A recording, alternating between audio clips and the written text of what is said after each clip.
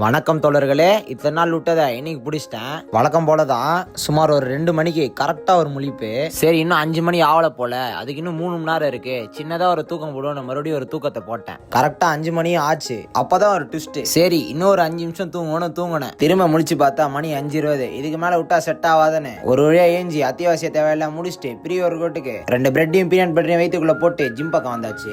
இன்னைக்கு நமக்கு இந்த வீக்கோட பாசிட்டிவ் புஷ்டு. முதல்ல அப்பர் செஸ்ட்டுக்கும் மிட் செஸ்ட்டுக்கும் 2 வேரியேஷனு.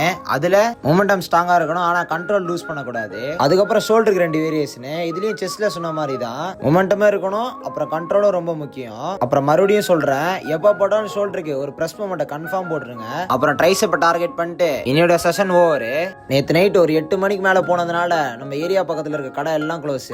அப்புறம் காலையிலே வீட்டுக்கு போகும்போதே சிக்கனை வாங்கிட்டு வீட்டுல வந்து போஸ்ட் ஒர்க் அவுட் சாப்பிட்டு அப்புறம் கல்லூரி பயணத்தெல்லாம் முடிச்சுட்டு ஒரு 5 மணிக்கு பக்கம் தான் வீட்டுக்கே வந்தேன். வந்த உடனே நம்ம சொன்ன மாதிரியே சின்னதா ஒரு நாப்பு. அதன் பிறகு ஒரு 6 மணி பக்கம் ஏஞ்சிட்டு அப்படியே முட்டியும் காலியானதால திரும்பி ரீஸ்டாக் பண்ணிட்டு அப்படியே மீல் நம்பர் 4க்கு 5 ஆஃப் ஆயில நாக் அவுட் பண்ணிட்டு அப்புறம் என்னோட நாள் ஓவர்.